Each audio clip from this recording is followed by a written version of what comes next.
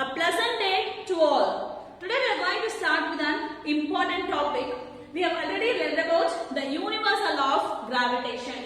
So first, just we can recall that universal law. So what is universal law of gravitation? Just imagine two objects with mass m1 and m2. Even if it is free moving objects, it will have attraction between that bodies. There will be a force of attraction. So this force of attraction, is directly proportional to the masses. Is directly proportional to the mass and inversely proportional to the distance. So there will be a certain distance between these objects. So distance between the object, clear? So mass, the force of attraction is directly proportional to the mass and inversely proportional to the distance between the object. As it moves in certain direction, we give dr cap, okay, with the unit vector. This is the formula for universal law of gravitation, and we have g here. As it is for gravity, we take g m1 m2 divided by r square into r cap. So next, this law is going to help us to detect the next coming topic. So our next topic is gravitational potential energy. So we know what is potential energy, right? Gravitational potential energy. Potential energy is a stored form of energy. There are two basic energies. One is potential and one more is kinetic. Where kinetic, it is for the motion of an object, the object which moves, whereas potential energy, that is for the object at rest, a stored form of energy. So from that only we are going to derive. Clear? So what is gravitational potential energy? Due to the gravity, the object will be moving from one place to another place, whereas from the stored form of energy. Clear? So first I am going to detect this. So it's same, you consider two objects with mass m1 and m2. Clear?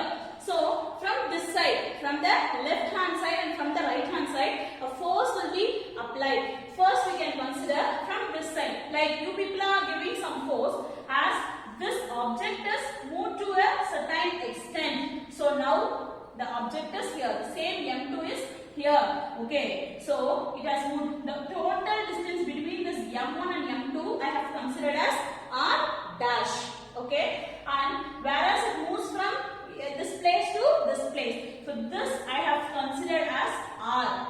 So that distance is r. Again what I am going to do is, again I am going to push from this side, from the left hand side. So the object is here and it gets moved to a smaller distance, m2. Again this will be m2. So this distance which is moved here is dr, and already we know that this distance is r. Here this distance is r and this moved distance is dr. So the total distance will be r plus dr. Is it clear?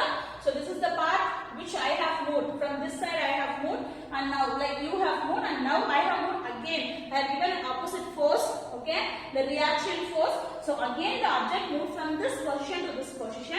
So that I have considered this distance as dr and this distance is r. So the total distance will be r plus dr.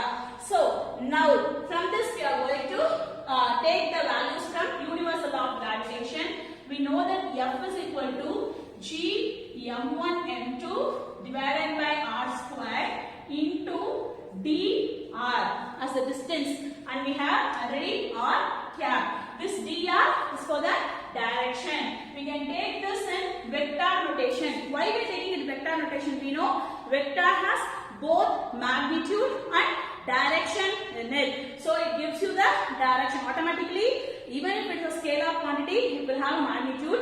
As it is vector, it has both magnitude and direction. So g m1 m2 divided by r square dr into r cap.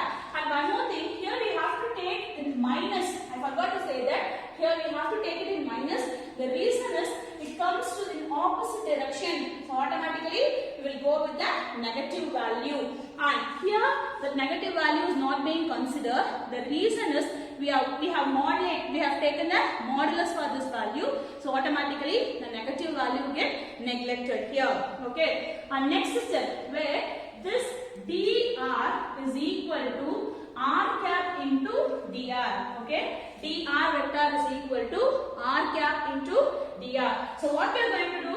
We are going to substitute this value. So, and one more thing, this in this f, and we have an equation w is equal to f into dr vector. So why we have taken this f into dr? Then some work is being done. You have pushed from left hand side and I have pushed from my right hand side. So some work is being done here. So work done, we know that is force into displacement. This dr is displacement because the object gets moved here. So this is a displacement. So we have taken f into dr. Instead of this f, we have substituted. So this is equal to, so now we are going to write w is equal to g m1 m2 divided by r square into, we have dr into r cap, and already we have one r cap here. So r cap. What is this cap? It denotes the unit vector.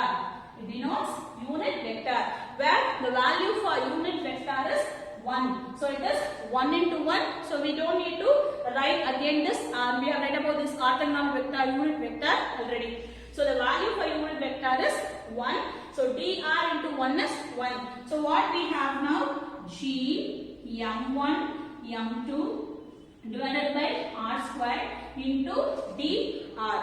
And the next step, we are going to integrate this. So integral of that w is equal to integral of g m1 m2 divided by r square into dr.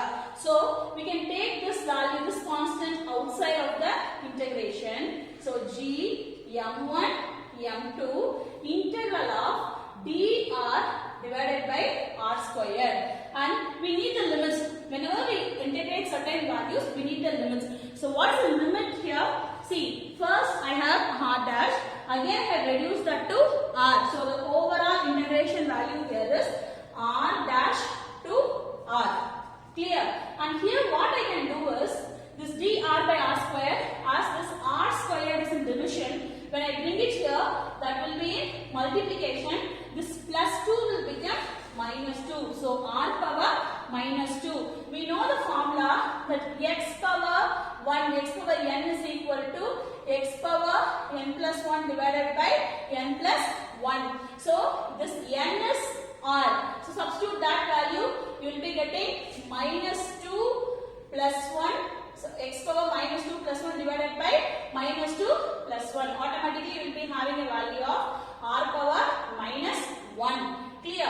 So substitute this r power minus 1 in the next step. So you have g m1 m2 divided by, g m1 m2 integral of, I have integrated and I will be having r 1 by, integral of 1 by r power minus 1. 1 into r power minus 1.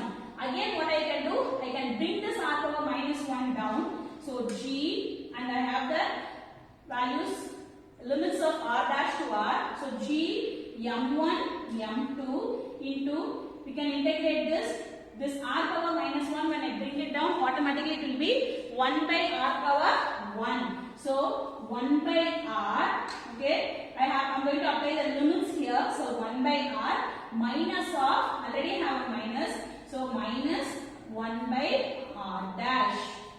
Okay, so in the next step, g m1 m2 into 1 by r plus 1 by r dash. Gm 1 by r dash. Okay, so what I can do here is, I can substitute that, I can bring this g m1 m2 inside the equation. So w is equal to g m1 m2, okay, 1 by r plus 1 by g m1 m2 1 by r dash. So we can have it as 1 by g m1 divided by r plus g m1 divided by r dash. Here we can neglect this second value we have taken the potential energy, the negative, so that we can neglect the second value. And the final equation you get here is W is equal to G m1 m2 divided by R. So this is the final value for gravitational potential energy. So we have started with universal law of gravitation. There will be a force of attraction that is directly proportional to the mass and inversely proportional to the square of the distance between them. So I have considered two objects here with mass. First, from this side I have applied force. It gets moved to certain distance. The whole distance is r dash and the moved distance is r.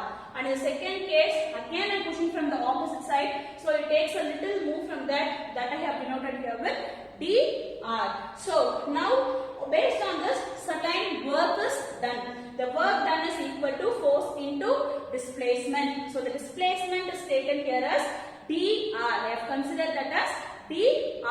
And I am giving vector rotation. The reason is it is a vector quantity. And we know that F is equal to G m1 by m2 r squared and dr into r cap. This is dr.